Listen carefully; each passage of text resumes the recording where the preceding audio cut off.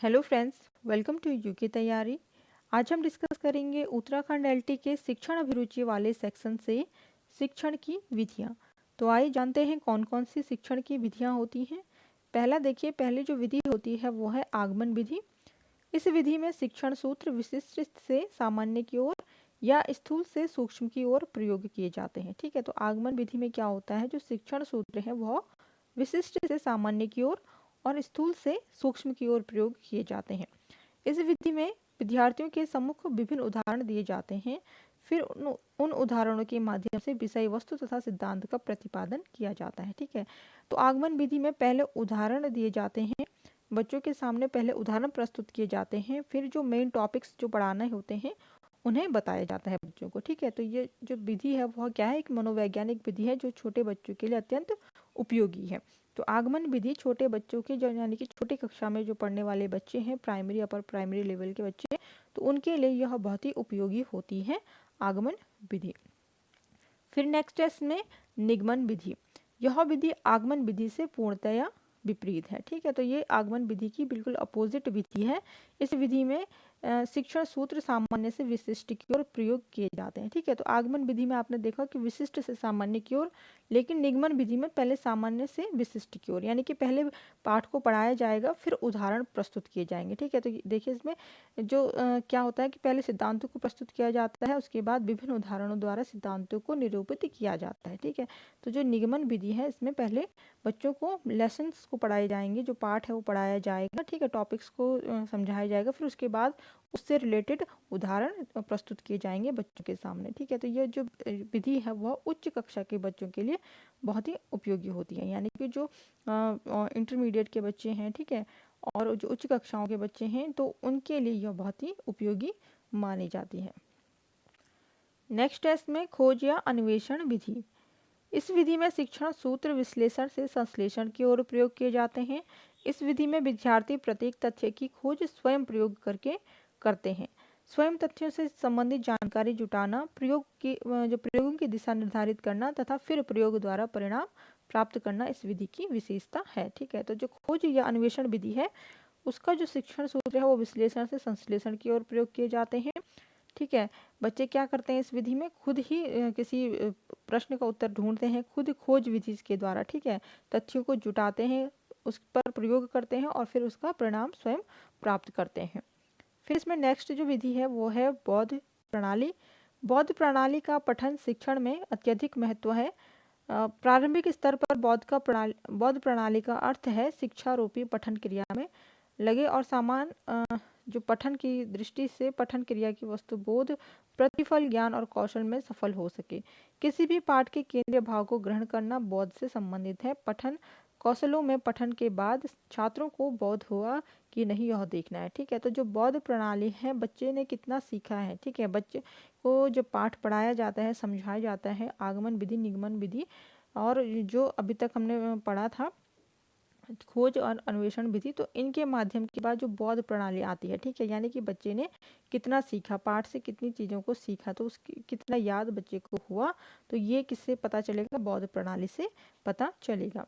फिर नेक्स्ट आता है इसमें निरीक्षण प्रणाली। इस विधि में शिक्षक स्वयं न बताकर बालकों को स्वयं निरीक्षण के लिए प्रोत्साहित करता है। इस विधि में ज्ञान प्राप्ति के साथ साथ विद्यार्थियों में स्वतंत्र रूप से देखने, सोचने तथा अपने विचार प्रकट करने की क्षमता का विकास होता है। ठीक है, तो ये जो विधि है निरीक्षण विधि, इसमें क्या होता है कि शिक्षक खुद नहीं बताता है किसी भी चीज़ को, यानी कि बालक क्या करते हैं, बच्चे क्या करते हैं, जो छात्र होते हैं वो स्वयं निरीक्षण करते हैं। ठीक है, उनको प्रोत्साहित किया जाता है स्वयं निरीक्षण करने के लिए। बच्चे खुद ही ढूंढेंगे किसी भी चीज़ को। ठीक है, खोज विधि से मिलता जुलता ये विधि है। ठीक है, निरीक्षण विधि। और इस विधि में क्या होता है, ज्ञान की जो प्राप्ति है वो विद्यार्थियों में स्वतंत्र रूप से देखने, सोचने और विचार प्रकट करने की क्षमता का विकास करता है। फिर है इसमें जो नेक्स्ट विधि यांत्रिक प्रणाली। आधुनिक शिक्षा प्रणाली में यांत्रिक प्रणाली का विशिष्ट स्थान है। इस प्रणाली में कंप्यूटर शिक्षा विद्यालयों का एक आवश्यक अंग बनती जा रही है। कंप्यूटर के माध्यम से जहां बच्चों में गुणात्मक विकास होता है, वहीं दूसरी तरफ खेल खेल में ही कंप्यूटर से संबंधित अनेक जानकारियों को छात्र आसानी से प्राप्त कर लेते हैं। ठीक है, तो यांत्रिक प्रणाली का उपयोग अब वर्तमान समय में आप देख रहे होंगे कि बहुत अधिक वृद्धि हो रही है यांत्रिक प्रणाली की।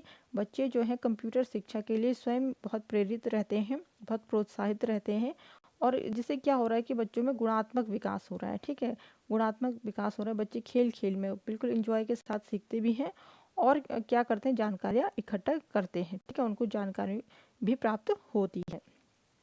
नेक्स्ट है इसमें सामूहिक पाठन विधि। इस विधि में शिक्षक सर्वप्रथम संपूर्ण कक्षा के समक्ष छोटे छोटे पद्य अथवा बाल गीतों का आदर्श पाठन करता है तथा समस्त कक्षा सामूहिक रूप से इसका अनुसरण करती है। यह विधि बालकों के उच्चारण सुधारने में सहायता प्रदान करती है, परंतु इसका प्रयोग उस समय ही किया जा सकता है जब बालक अक्षर ज्ञान से परिचित हो। समूह शिक्षण विधि की परिकल्पना विद्यार्थियों के समूह के सीखने के लिए सार्थक प्रयत्न है। तो जो सामूहिक पठन विधि है, इसमें क्या होता है, कक्षा में जो शिक्षक है वह क्या करते हैं, वो किसी पाठ को पढ़ेंगे, ठीक है, किसी कविता को पढ़ेंगे और बच्चों को उसको भी पढ़ाएंगे। ठीक है, बच्चे जब शिक्षक ने एक बार पढ़ा लिया, फिर उसके बाद बच्चे जब पढ़ते हैं तो ये एक पाठन विधि कहलाई जाती है। ठीक है, तो ये विधि क्या होती है, ये विधि सिर्फ बड़े कक्षाओं में ही प्रयोग की जाएगी, क्योंकि जो छोटे बच्चे हैं उन्हें जब तक वह अक्षर को नहीं समझेंगे, अक्षर का ज्ञान बच्चों को नहीं होगा, तब तक वह पूरी की पूरी जो कविता है वो नहीं पढ़ पाएंगे। ठीक है, तो बच्चे को जो अक्षर ज्ञान है वो होना जरूरी है, यानी कि जो सीनियर क्लासेस हैं उनमें ही सामूहिक पाठन विधि पॉसिबल होती है। ठीक है, इसमें क्या होता है कि बच्चों को भाषा का ज्ञान होता है। ठीक है, बच्चे जो मात्राओं का जो छोटे छोटे जो ज्ञान होता है उनको आसानी से बच्चे सीख लेते हैं सामूहिक पाठन विधि से। ठीक है, साथ में वो क्या करते हैं, उसको पढ़ते हैं। फिर नेक्स्ट है इसमें क्विज प्रणाली। इस प्रणाली के माध्यम से छात्रों में सामान्य ज्ञान, देश विदेश की घटना चक्र का ज्ञान तथा बोलने की क्षमता का विकास होता है। ठीक है, क्विज जो प्रणाली है वह, उसमें क्या होता है, बच्चों के सामने सामान्य ज्ञान के क्वेश्चंस पूछना, देश विदेश की जो घटना है। ठीक है, तो ये कक्षा में क्या होता है, बच्चे इससे जो ज्ञान है वो आसानी से प्राप्त कर लेते हैं। सामान्य नॉलेज जो होता है, जनरल नॉलेज की जो क्वेश्चंस होते हैं उन्हें वो आसानी से याद हो जाते हैं क्विज प्रणाली के माध्यम से। ठीक है, क्विज के माध्यम से वह स्मरण शक्ति को करते हैं, छात्रों में प्रश्नों के उत्तर देने की क्षमता का भी विकास होता है क्विज प्रणाली से।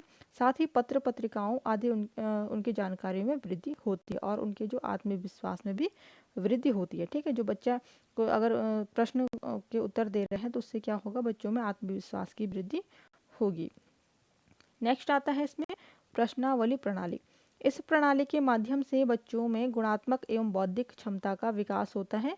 हर्बर्ट स्पेंसर के अनुसार अगर कठिन से कठिन विषय को भी सामान्य रूप से प्रश्न उत्तर के रूप में बच्चों के समक्ष प्रस्तुत किया जाए तो उन्हें सहजता से समझ जाते हैं। ठीक है, जो प्रश्नावली प्रणाली है उसमें क्या होता है, प्रश्न उत्तर, यानी कि बच्चों से प्रश्न करना और बच्चे उसके उत्तर देंगे, तो इससे क्या होगा, बच्चे आसानी से किसी भी चीज़ को सीख पाएंगे। ठीक है, वो शॉर्ट में उसका जवाब देंगे, पूरे पाठ का वो सार समझेंगे, तो क्या होगा, बच्चों की जो क्षमता है वो क्या होगी, वो विकसित होगी। नेक्स्ट है इसमें अभ्यास प्रणाली। यह शिक्षा प्रणाली का प्रमुख अंग है। निरंतर अभ्यास एवं पुनरावृत्तियों के माध्यम से बच्चों के मनोभावों के अंतर्गत सार्थक शब्द के कोषों को भरा जा सकता है। कठिन शब्दों का सही उच्चारण, सही लेखन तभी संभव हो पाता है जब निरंतर अभ्यास कराया जाता रहे। ठीक है, तो जो अभ्यास प्रणाली है उसमें क्या होता है कि जो पाठ पढ़ा बच्चों ने, ठीक है, उसको दोबारा से उसका रिवीजन जब होता रहे तो बच्चे क्या करेंगे, उस पाठ को आसानी से समझेंगे। ठीक है, बच्चों को वो याद रहेगा, याद करने में क्या होगा, हेल्प होगी बच्चों की। बार बार बच्चे उसको पढ़ेंगे, शब्द कोश बच्चों के मन में और ज़्यादा उससे बढ़ेंगे। ठीक है, बच्चों के अंदर शब्दकोश का एक भंडार बन जाएगा अगर बच्चे किसी चीज़ का अभ्यास करते रहें। ठीक है, अगर बच्चे उस पाठ को बार बार पढ़ेंगे तो उससे क्या होगा, बच्चों के समझ में जो कठिन शब्द हैं, ठीक है, कठिन शब्द का उच्चारण कर पाएंगे। ठीक है, उसको शुद्ध लिख भी पाएंगे। ठीक है, तो इस तरह से जो अभ्यास प्रणाली है वो कार्य करती है। नेक्स्ट है इसमें पुनरावृत्ति प्रणाली। पढ़ाई गई विषय को दोहराते रहने से वह विषय स्मृति में रहता है। ठीक है, जो जो विषय बच्चों ने पढ़ लिया है उसको अगर वो पढ़ रहे हैं, दोबारा से पुनरावृत्ति उस विषय की कर रहे हैं, तो उससे क्या होगा, वो विषय बच्चे को याद रहेगा। ठीक है, कौन सा लेसन पढ़ा है वो बच्चे को याद रहेगा अगर उसे वो बार बार उसको रिपीट करता है। अगले अध्याय को पढ़ाकर पिछले अध्याय से प्रश्नावली प्रणाली के अनुसार पूछे जाते रहने से तत्संबंधी अभ्यास बना रहता है। ठीक है, तो जो शिक्षक के द्वारा जब नया पाठ जब बच्चे को पढ़ाया जा रहा होता है, तो जो पिछला पाठ है, जो पुराना पाठ पढ़ाया गया है, तो उससे भी क्वेश्चंस करके बच्चे को उनका अभ्यास होता रहता है। ठीक है, जो पुराने पाठ है उनका अभ्यास होता रहता है और बच्चों की स्मृति में वो रहता है। ठीक है, फिर नेक्स्ट है इसमें विश्लेषण विधि। यह तर्क प्रधान शिक्षा विधि है। दार्शनिक क्षेत्र में इसका प्रयोग प्राचीन काल से हो रहा है। वर्तमान में इस शिक्षण की वैज्ञानिक विधि के रूप में विकसित किया गया है। यह विधि रेखागणित विषय को पढ़ाने में सर्वाधिक उपयोगी है। इस विधि के अंतर्गत जटिल समस्याओं को सरल समस्याओं में विभक्त किया जाता है, उनका निरीक्षण कर उनका हल निकाला जाता है। ठीक है, तो जो जो विश्लेषण विधि है, तो यह प्राचीन काल से प्रयोग की जा रही है शिक्षा में। ठीक है, अगर वर्तमान समय की अगर बात करें तो इसको वैज्ञानिक रूप में देखा जाता है। यह रेखागणित पढ़ाने में बहुत ही उपयोगी होता है। ठीक है, जटिल जो विषय होते हैं उनको पढ़ाने में यह बहुत ही महत्वपूर्ण योगदान देता है। ठीक है, फिर इसके बाद देखते हैं संश्लेषण विधि। नेक्स्ट है, यह विधि विश्लेषण की पूर्णतया विपरीत है। यह भी देखिए विश्लेषण की जो अपोजिट है संश्लेषण विधि। ठीक है, तो जैसे विश्लेषण विधि में किसी समस्या को भिन्न भिन्न या छोटे छोटे खंडों में तोड़ा जाता है, यानी कि छोटे छोटे भागों में उनको तोड़ा जाता है, फिर उसको सीखा जाता है। वैसे ही जो संश्लेषण विधि है उसको क्या करते हैं, छोटे छोटे तोड़े हुए खंडों को उनको पहले जोड़ा जाता है, फिर उस समस्या का हल किया जाता है। इस प्रक्रिया में शिक्षण सूत्र प्रयोग होता है, जैसे ज्ञात से अज्ञात की ओर अग्रसर होते हैं। ठीक है, तो जो शिक्षण सूत्र है संश्लेषण विधि में जो यूज किया जाता है वो है ज्ञात से अज्ञात की ओर। इसे शिक्षण की मनोवैज्ञानिक विधि भी कहा जाता है। ठीक है, तो जो संश्लेषण विधि है उसे क्या कहा जाता है, शिक्षण की मनोवैज्ञानिक विधि कहा जाता है। विश्लेषण तथा संश्लेषण विधि क्या है, एक दूसरे के पूरक है। फिर है इसमें व्याख्यान विधि। जब शिक्षक विषय वस्तु की सुव्यवस्थित व क्रमबद्ध प्रस्तुति छात्रों के समक्ष मौखिक रूप से रखता है, तो छात्र उसे सुनकर बिना किसी तर्क के स्वीकार करते हैं। व्याख्यान विधि प्राचीन भारतीय पद्धति है। इसमें गुरु आश्रम में रहकर उच्च शिक्षा दिया करते थे। अनेक दृष्टांतों के माध्यम से गुरु छात्रों का प्रवचन दिया करते थे। इस प्रक्रिया को व्याख्यान विधि का प्रारंभिक रूप माना जाता है। तो व्याख्यान विधि में क्या होता है, शिक्षक के द्वारा किसी भी विषय के बारे में मौखिक रूप से व्याख्या की जाती है। ठीक है, स्वयं बोल करके शिक्षक क्या करते हैं, किसी विषय के बारे में व्याख्या देता है और बच्चे भी उसे स्वीकार करते हैं बिना किसी तर्क के। ठीक है, तो जो व्याख्यान विधि है वह एक प्राचीन विधि है, प्राचीन भारतीय पद्धति है, जिसमें क्या होता था कि गुरु के द्वारा आश्रम में शिक्षा दी जाती थी छात्रों को। ठीक है, जब आश्रम पद्धति हुआ करती थी भारत में, तो छात्रों के पास उस टाइम पे तो पुस्तकें नहीं हुआ करती थी, तो जो शिक्षक होते थे वह व्याख्यान विधि से बच्चों को समझाया करते थे।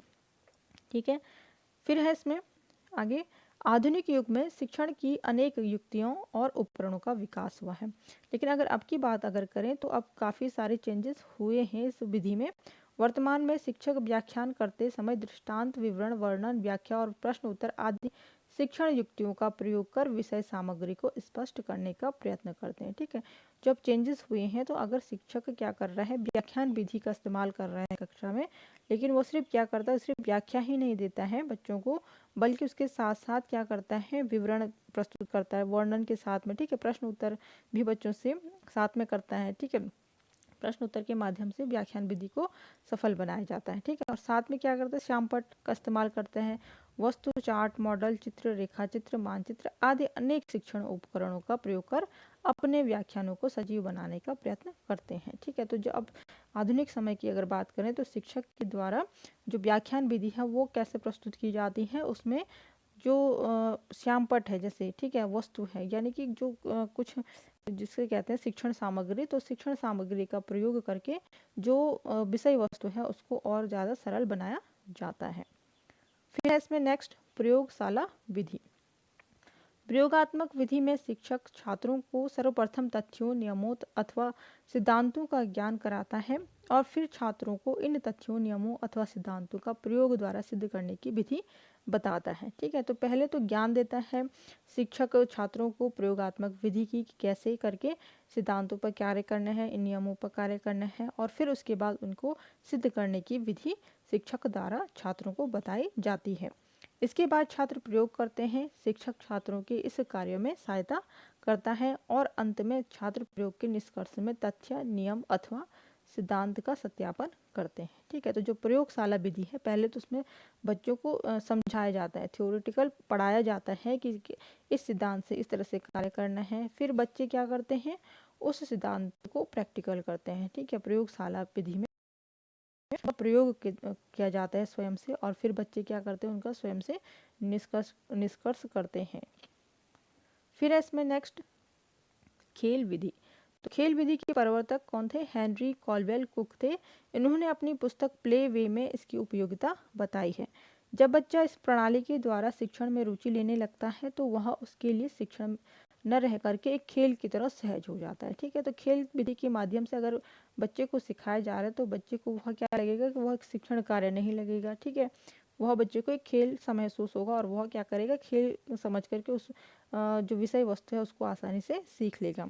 इस शिक्षण प्रणाली में कक्षा स्तर के अनुसार शिक्षण विधि का वर्गीकरण किया जाता है। ठीक है, तो हर कक्षा के अकॉर्डिंग कक्षा का स्तर क्या है, कक्षा का स्तर को देखते हुए इस विधि को क्या किया जाता है, वर्गीकृत किया जाता है, यानी कि अलग अलग भागों में बांटा जाता है। जो प्राइमरी लेवल के बच्चे हैं उनके लिए अलग विधि होगी। ठीक है, अपर प्राइमरी के लिए अलग, इस तरीके से अलग अलग कक्षा के लिए अलग अलग तरीके से खेल विधि को किया जाता है, जिसमें बच्चे क्या करेंगे, खेल खेल से ही बहुत कुछ सीख लेंगे।